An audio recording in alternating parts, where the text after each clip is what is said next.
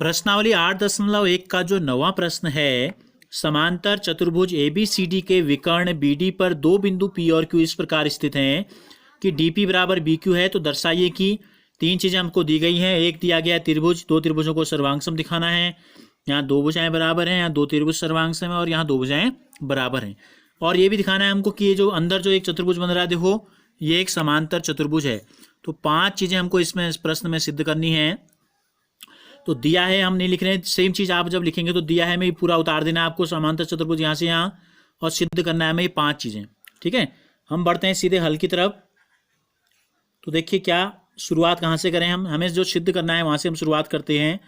त्रिभुज APD कौन सा है, ध्यान से देखो, A ये है, P ये है, D ये है। तो त्रिभुज APD व दूसरा त्रिभुज हम लेते हैं CBQ में, इन दोनों त्रिभुजों में क्या समानता है। देखो सबसे पहले तो ये हमको जो दिया है, क्या दिया है, समांतर चतुर्भुज है। तो समांतर चतुर्भुज की आमने सामने की भुजाएं बराबर होती हैं। तो देखो AD के सामने क्या है, BC, तो BC और AD क्या है, आपस में बराबर हैं। तो यहां लिख देंगे इन दोनों में पहली चीज तो हमको जो पता चली वो है BC बराबर AD। समीकरण नंबर 1 क्यों बराबर हैं, लिख देंगे समांतर चतुर्भुज की सम्मुख भुजाएं हैं। कैसी भुजाएं हैं, सम्मुख भुजाएं। समांतर चतुर्भुज की सम्मुख भुजाएं होती हैं बराबर। दूसरी चीज देखो हमको क्या दिया है, यहाँ DP बराबर BQ। ये D से P तक की जो दूरी है, डबल डैश इसमें लगा देता हूं, और B से Q तक की दूरी जो है बराबर है।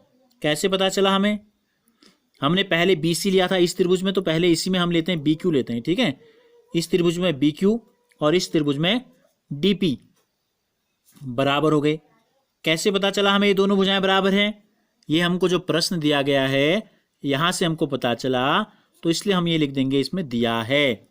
तो इस त्रिभुज की दो भुजाएं हमको पता चल गई। तीसरी भुजा के बारे में हम क्या कह सकते हैं, भुजा के बारे में हम कुछ नहीं कहेंगे, हम ये कहेंगे ये कोण और ये कोण बराबर हैं।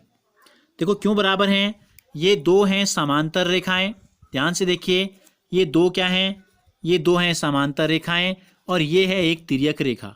तो जब दो समांतर रेखाओं को एक तिर्यक रेखा काटती है, तो तिर्यक रेखा और इस समांतर रेखा के बीच का कोण और तिर्यक रेखा और इस समांतर रेखा के बीच का कोण बराबर होते हैं। इनको बोलते हैं अंतः एकांतर कोण। तो इस कोण का नाम है CBQ। कोण CBQ जो है ये बराबर है कोण ADP के। समीकरण नंबर 3 तो लिख देंगे अंतः एकांतर कोण। हमको दिया है ये समांतर चतुर्भुज है, तो समांतर चतुर्भुज की क्या होंगी, सम्मुख भुजाएं समांतर तो होती ही होती हैं, तो जरूरी नहीं है कि हम इसको लिखें। तो समीकरण 1, 2 और 3 को ध्यान से देखो। देखो दो भुजाएं बराबर हैं, इनके बीच का कोण बराबर है, दो भुजाएं बराबर हैं, इनके बीच का कोण बराबर है। तो इसलिए समीकरण 1, 2 व 3 से हम किस निष्कर्ष पे पहुंचे कि जो त्रिभुज हमने दो लिए थे, एक का नाम था त्रिभुज APD और दूसरा जो त्रिभुज था CBQ, ये दोनों त्रिभुज जो हैं वो सिद्ध हो गए सर्वांगसम। क्या सिद्ध हो गए, सर्वांगतम सम सिद्ध हो गए। कौन सी कसौटी लगी, भुजा कोण भुजा, भुजा साइड एंगल साइड, सर्वांग समता कसौटी या नियम, कुछ भी आप लिख सकते हैं। ठीक हो गया। तो पहला जो हमको दिया गया था बिंदु, ये दोनों त्रिभुजों को हमने सर्वांगसम सिद्ध कर दिया। अब सर्वांगसम त्रिभुजों के संगत भाग क्या होते हैं, बराबर होते हैं। त्रिभुज में होते हैं कुल 6 अंग, हमने आपको बताए थे, 3 भुजाएं होती हैं, 3 कोण होते हैं। तो हमको पता चल गया कि 2 भुजाएं और 1 कोण बराबर है, बच गई एक भुजा। वो भुजा कौन सी है, वो भुजा है यहाँ C से Q और यहाँ है A से P। तो इस त्रिभुज की एक भुजा और इस त्रिभुज की एक भुजा जो शेष रह गई है, ये दोनों भी बराबर होंगे। AP बराबर हो जाएगी CQ के। इसको हमने समीकरण नंबर 3 था, इसको हम समीकरण नंबर 4 ले लेते हैं, इसको ले लेते हैं समीकरण नंबर 5। ये क्यों बराबर हो गए, सर्वांगसम त्रिभुजों के संगत भाग हमने लिख दिया। तो देखो नंबर 2 में हमें सिद्ध करना था AP बराबर CQ भी हमने सिद्ध कर दिया। अब हमको सिद्ध करना है इन दो त्रिभुजों को, एक है ABQ, एक है CPD। ध्यान से देख लो यहाँ कौन कौन से हैं, A, B, क्यू। दूसरा त्रिभुज है C P D. C P D कौन सा है, देखो सी पी डी। तो हम दोनों त्रिभुजों को लेते हैं। पहला त्रिभुज है त्रिभुज ए बी क्यू व त्रिभुज सी पी डी में, इन दोनों त्रिभुजों में इसको ले लेते हैं, नंबर 1 ले लेते हैं। नंबर 1 हमने सिद्ध किया, ये हमने सिद्ध किया नंबर 2, और ये हम सिद्ध करने जा रहे हैं नंबर 3 जो हमसे पूछा है। तो इन दोनों त्रिभुजों में क्या समानता है, देखो सबसे पहले तो वही चीज है, ये समांतर चतुर्भुज है, सम्मुख भुजाएं बराबर होंगी, तो इस त्रिभुज की भुजा ए बी और इस त्रिभुज की भुजा, ठीक है, सी डी। तो यहां लिख देंगे हम ए बी बराबर सी डी। समीकरण नंबर 5 तक पहुंचे थे, 6 ले लो, वही लिख देंगे जो हमने पहले लिखा था, समांतर चतुर्भुज की सम्मुख भुजाएं बराबर होती हैं, तो इसलिए लिख देंगे समांतर चतुर्भुज की सम्मुख भुजाएं। दूसरी चीज देखो, ये भुजा कॉमन है, बी क्यू यहाँ भी है और इस त्रिभुज में भी पी डी भी है, ये दोनों हमको दिए गए थे, डी पी बराबर बी क्यू हमको दिया गया है। यहाँ पे हमने लिखा था बी क्यू बराबर डी पी, तो लिख लेते हैं बी क्यू बराबर डी पी। समीकरण वही है 2, तो इसको नंबर 2 ही यहाँ लिख लेते हैं, ठीक है। और हमने क्यों है बराबर, ये हमने लिखा था, फिर लिखना चाहेंगे आप तो लिख लें कि दिया है। तो इस त्रिभुज की 2 भुजाएं पता चल गई। तीसरा, इसमें भी वही नियम लागू होगा कि अब जब हम क्या करेंगे, ये 2 समांतर रेखाएं हैं, अब हम देखेंगे कि समांतर रेखाएं ये वाली 2 हैं, ठीक है। समांतर चतुर्भुज में दोनों जोड़े समांतर होते हैं, और एक हो गई हमारी तिर्यक रेखा ये वाली जो ऐसे तिरछी आई है। तो क्या होगा, अब ये होगा कि इस समांतर रेखा और इसके बीच का कोण और ये समांतर रेखा और इसके बीच का कोण बराबर होंगे।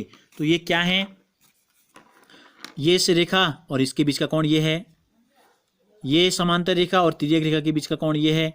इसका नाम हम लिख देते हैं ए बी क्यू, कोण ए बी क्यू, कोण ए बी क्यू ले लेते हैं। और इस त्रिभुज का नाम हम लेते हैं, इस कोण का नाम सी डी बी या सी डी पी, यहाँ तक हमको लेना है। तो कोण सी डी पी, कोण सी डी पी। समीकरण नंबर 6 तक पहुंचे थे, इसको 7 ले लो।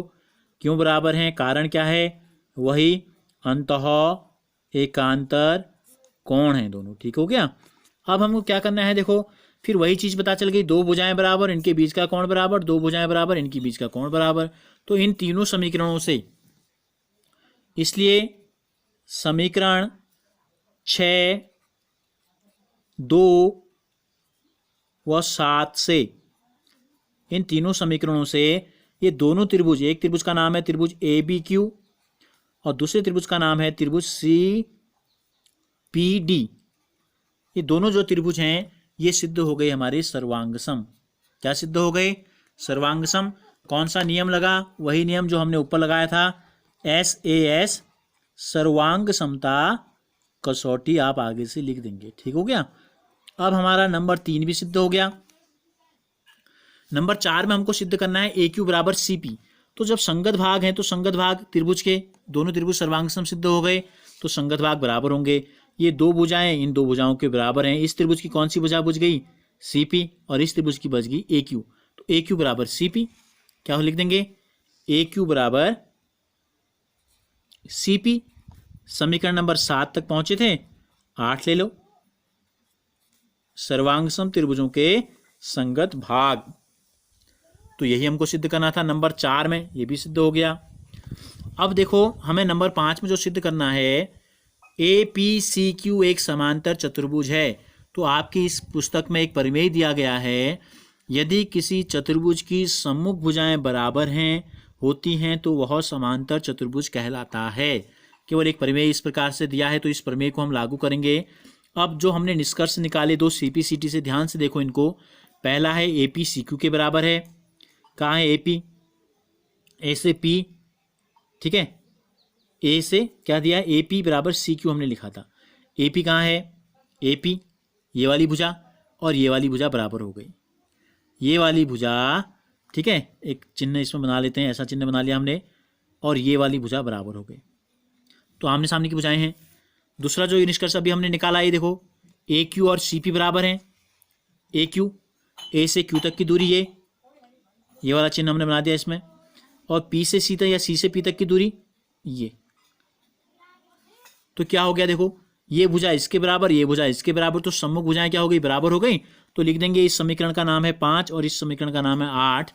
समीकरण 5 व 8 से, समीकरण 5 व 8 से हमने निष्कर्ष निकाला कि चतुर्भुज जो अंदर बन रहा है इसका नाम है APCQ, एक समांतर चतुर्भुज है, समांतर चतुर्भुज है। यही हमको सिद्ध करना था नंबर 5 में। कारण अगर हम लिखना चाहें तो कारण लिख दें, चूंकि सम्मुख भुजाएं क्या हैं, सम्मुख भुजाएं बराबर हैं। तो ये नियम हमने लगाया, केवल इतने से हमने ये सिद्ध कर दिया कि ये जो चतुर्भुज हमको बन रहा है अंदर, ये कैसा चतुर्भुज है, ये समांतर चतुर्भुज है।